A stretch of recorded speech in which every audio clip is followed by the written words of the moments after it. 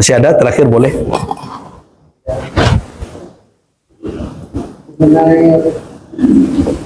Assalamualaikum warahmatullahi wabarakatuh. Waalaikumsalam. Dia mengenai pagang gadai tadi. Apa solusinya? Karena orang yang memagang itu banyak karena dia sawah yang dipagang itu kan yang berarti dia yang sudah kekuasaan walaupun dia pengarah sawah itu tadi kan diberikan orang.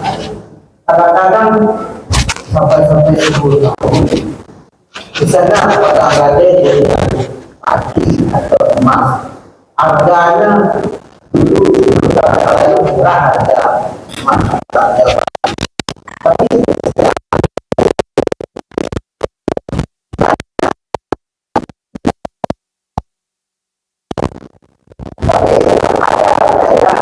diskusi dengan mama itu karena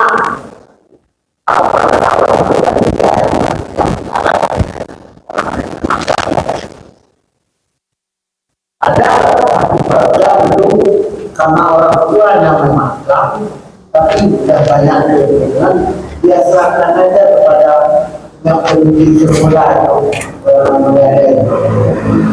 jadi bagaimana sebaiknya di Minangkabau ini solusinya pagang gadai ini ya Solusinya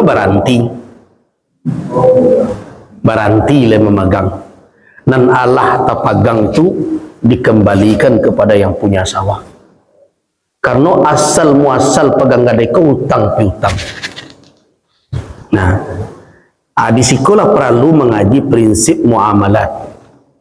Di dalam bermuamalat, awak kalau bertransaksi je orang tu, akad itu bisa dikategorikan satu namanya akad tabarruk, akad derma melapangkan orang susah, dan kedua namanya akad istismar, akad mencari labo. Itu dua kategori. Aja dibalik-balik. Awak kena coba balik. Akad mencari labo, wah buat akad untuk tabarruk. Labo dia tu. Dia nak labo di sini. Anda usah selayo, tak mau. Jadi kalau orang mengalih, nyo ambil labo, inyo lah jaleh berjual balik. Jangan sakit lah hati wak. Boleh itu ngeletahan kawaknya. Terserahlah. Itu jual balik.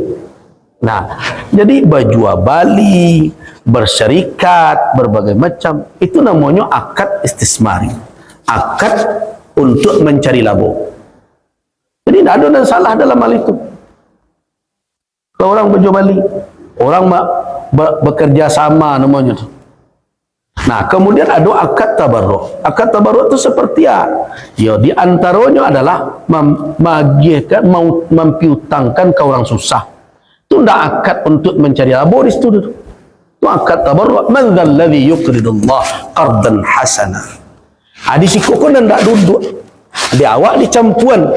Kecil awak melapang orang, tapi ujungnya nah gitu. Itu dan membuat kacau. Ya. Yolah lapang. Kalau dipikir saja secara kalau muamalat itu analisa akal waktu bisa berjalan, mudah menemukan. Orang dahulu bautang sawahnya sampai piring, bautangnya dek sawah sampai piring. Nah, setelahnya bautang sawah sepiring, kau diambil orang yang punya piutang 3 oleh piring sawah. Ampe sepiring sawahnya berhutang, kini 3 oleh. Lain tak ke berhutang sudah itu? Itu bertambah lama ekonominya. Makanya faktanya, kau tak usah buat dutur-dutur. Dulu kan abah amak kan macik gadai. Tapi lah selesai sebelum amak meninggal, lah lapis sedunia itu. Nah, maka itu sebab kenyataannya dahulu tu payah menauri gadai kau. Nanado mempadalam dari sameh jadi 2 ameh, 2 ameh ke 3 ameh, 3 ameh ke 4 ameh. Lah ampe keturunannya alun jo tetabu. Kecewa melapang orang. Lapang cara ke mana tu nama jale-jale selah. Dia mengaji udah boleh betul-betul. Tu kenyataan tu. Oh kok adonan di luar itu tu jarang gitu. Dan jarang tu dianggap. Dan banyak adalah orang nan perangkap gadai mempadalam. Hati bola suatu saat adalah anak kemenakannya nan lai barasaki. Di sini tu tiba tu. Wak tabui lah soal. Menabui kok ndak duduk lah tu. Coba tanya cia. Kini wak duduk kan. Matu ada siko. Matu kalau mana tu menggadai. Kompamo kah? Lima meh matu. Nan jaleh itu adalah harta kaum. Nanti lah sampai 3 keturunan matu. Matu tak boleh tu. Nah, 4 keturunan tadi lah bara tu turunnya dari kaum Datuk sekian rantiang ranjinya tu. Bertanya mo cik, dan sekian rantiang ranji nan sendiri kah? Ndak nan turun salajur ke bawah tu, dan sama data siapa yang paling berhak menabui? Ndak ada tu. Sama sadonya haknya tu. Berhaknya sadonya tak. Tapi siapa nanti nak menabui maksud nama macik surat. Bertanya macik. Ketika nyo tabui dengan macik surat. Sebenarnya nyo lah menguasai ratu kaumnya surang. Ketika le ditabui nyo dengan pitinya padahal iko nyo ndak satu-satunan berhak. Dikuasai nyo ratunya dengan nyarut pitinya lah masuk. Apa tanya macik. Surang tadi menguasai dengan ratunya ratu bersama halal tu haram. Kalau jaleh duduk sebenarnya bersama. Jadi ketika tabui menabui pun bermasalah. Kenapa? Ndak namuh kemenakan tadi membantang ranjinya. Itu pengalaman Abo sebagai ketua MUI. Jadi pernah orang minta terjemahkan, latinkan surat pagang gadai dan pakai bahasa Arab Melayu. Betulan boleh pandai stek-stek karena dulu belajar bahtera. Nah, kemudian meminta iko kan cik rantiang ranjinya nyoko cem. Itu nan manggadai ko dulu lah 5 tabara 6 dia teh. Nan kemenabui ko ndak tahu jo nan manggadai itu. Entah sia do nyo dapet lo kabar lo dapet dari niniknya lah. Nah, tu nan manggadai dahulu. Nah, kemudian mau kecan dari ninik nan manggadai ko coba buat ranjinya balik jangan ranji awak siko cik rantiang ko. Ninik tadi tu nak kau punya dosa nak produksi kabarnya punya bara banyak orang dulu kan banyak umur 10 2 balik gitu nah berlimo ya limo tu dak kau ada lo nan produksi lain dari 5 kau ada lo berdua lah 10 itu ada bertiga lah 30 ada berdua lah 60 sendiri kah ainyo punya tu ini tu sudah punya hak sama menapuinya alai pernah didudukkan orang tak pernah diduduk. Akhirnya dikuasai oleh seorang orang nan mamaci surat. Karena pitinya masih menabui, yang merasa punya hak. Di sini subhatnya. Jadi tidak salah kalau nampak dari dak berkejelasan itu, tambahkan dan subhat. Atau makanya bagang gada itu bermasalah dari mulai akadnya, bermasalah dalam cara pengelolaannya, dan bermasalah ketika tabui menabui. Tak namanya doh. Keciknya berjale-jale. Kalau itu buya tanya bercakap kami berusaha nak beli. Bakok kau cakap je. Yo kalau rantiang ni kok ke kami ya. Rantiang kok ke sianu banyak buya. Kok tahunya sadu tu dia minta lu surat kau dari embor. Itu ke baju. Punya awak sama mah. Ini awak dulu deteh. Tak nama. Itu akibat itu. Jadi banyak efeknya. Dampak dari itu. Nah, karena itu pegang gadai ko di samping memanfaatkan harta, alasannya utang piutang. Kedudukan harta sebenarnya sebagai jaminan. Tahu enggak fungsi jaminan? Jaminan itu fungsinya adalah tampik balik. Tampik balik kalau orang nambah utang tidak mampu membayar. Ke situ pulangnya untuk mengeluarkan piti. Tidak ada hak awak nambah utang doh untuk menahan piti orang dan magi piutang awak. Awak kan aneh. Tiba dia bawa utang, lu nak gigi pada lidah. Ketika orang yang punya piutang meminta ke awak, akan dia kata orang, saya itu utang tu mati lah. Alah orang tu, kayu sana lain. Padahal lah melapang awak. 3 bulan, 4 bulan, kalau nyo nak meminta tu, hak nyo balik. Sebab tu janji awak.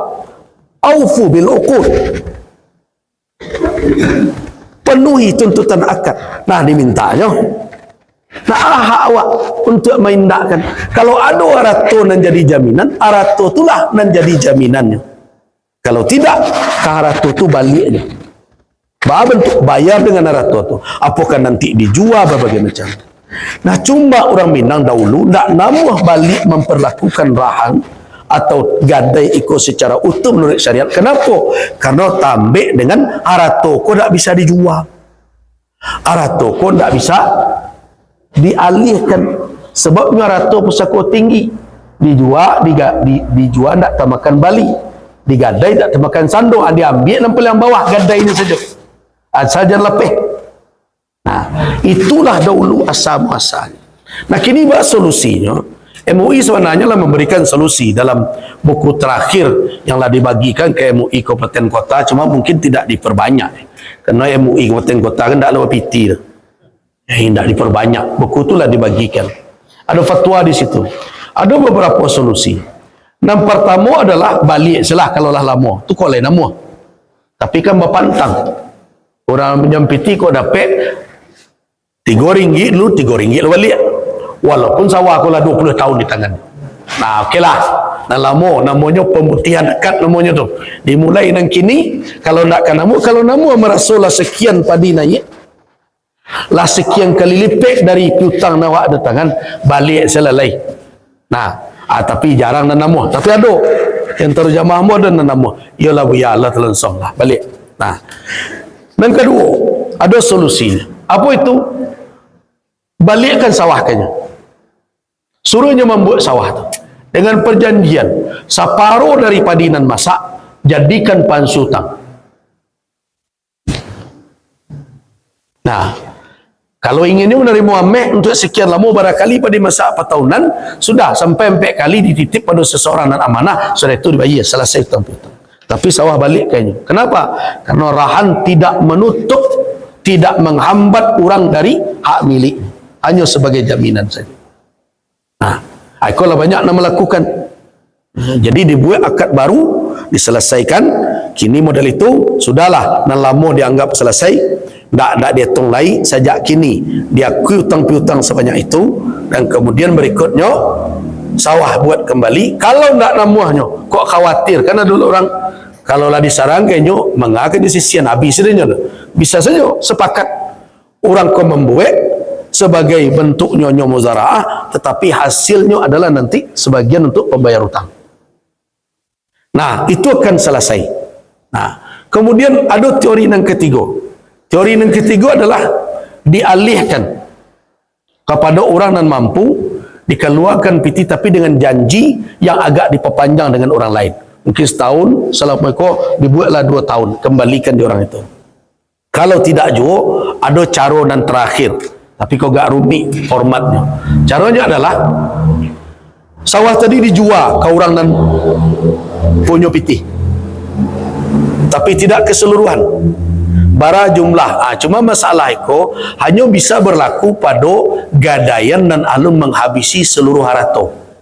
Tapi nang bedo ada besua gadainya lah lebih banyak daripada sawahnya. Dia giese ke orang tak tahu orang membali separuh itu.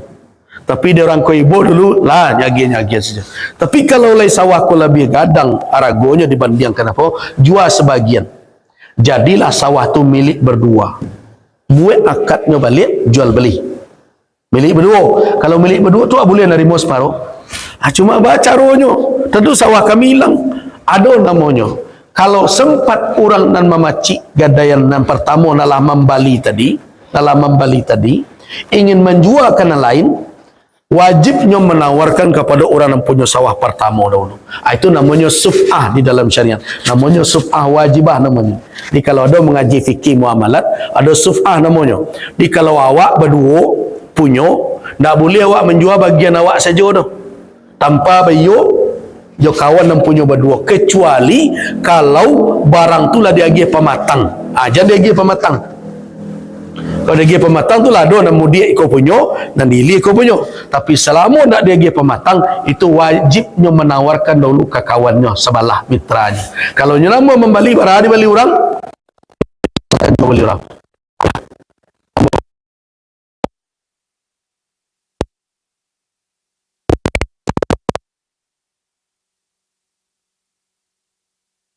Tangga rumah. Di kalau awak menjual rumah awak, kesia awak tawarkan pertama dulu, tetangga sebelah menyebelah tu dijago oleh Islam. Bapa itu kok terjual ke orang Maliang sianan taniayo pertama.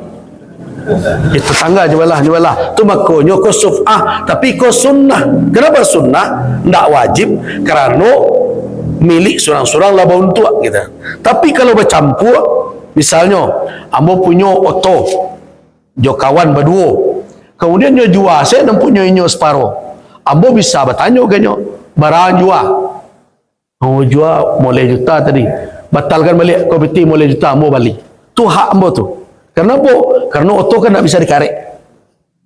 Dengan begitu namanya suf'ah wajibah namanya di dalam muamalah. Nah, ampek teori tadi itulah ditawarkan.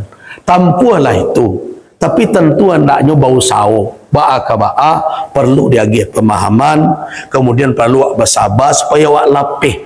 Jangan tekakuk juara tu orang wak ambil, padahal alasan awak untuk mengambilnya tidak dibenarkan oleh syariat. Itu. Jadi itulah difatwakan oleh MUI Sumbar, telah dibagikan. Mungkin MUI Kabupaten Kota menyebarkan itu. Lah dibagi bukunya, kumpulan fatwa.